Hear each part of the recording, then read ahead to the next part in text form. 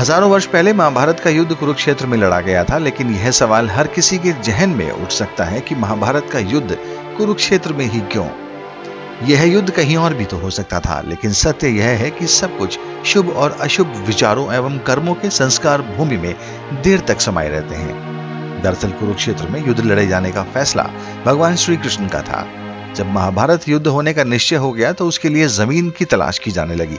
भगवान श्री कृष्ण गलत भावना से ग्रस्त व्यक्तियों को उस युद्ध के द्वारा नष्ट कराना चाहते थे, लेकिन यह युद्ध भाई भाई, गुरु शिष्य, संबंधी, कुटुंबियों के मध्य होना था। एक दूसरे को मरते हुए देखकर आपसी संबंधी कहीं संधि न कर बैठे, इसलिए ऐसी भूमि युद्ध के लिए चुननी चाहिए जहां क्रोध और द्वेष के संस्कार पर्याप्त मात्रा में हो। उन्होंने अनेकों दूत अनेकों दिशाओं में भेजे कि वहां की घटनाओं का वर्णन आकर उन्हें सुनाए। श्री कृष्ण के एक दूत ने उन्हें बताया कि कुरुक्षेत्र में एक बड़े भाई ने छोटे भाई को एक काम सौंपा।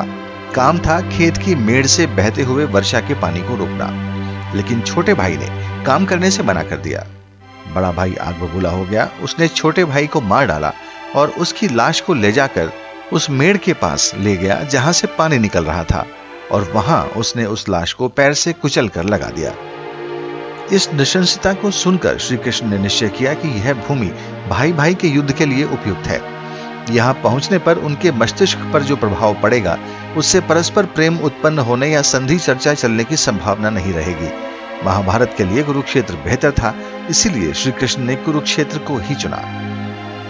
महाभारत के अनुसार यह भी कहा जाता है कि भरतवंश में राजा कुरु ने जिस भूमि को बार बार जीता वह स्थान कुरुक्षेत्र कहलाया। राजा कुरु को देवराज इंद्र ने वरदान दिया था कि जो भी व्यक्ति इस स्थान पर युद्ध करते हुए मरेगा उसे स्वर्ग की प्राप्ति होगी। यही कारण है कि महाभारत का युद्ध कुरुक्षेत्र में लड़ा गया।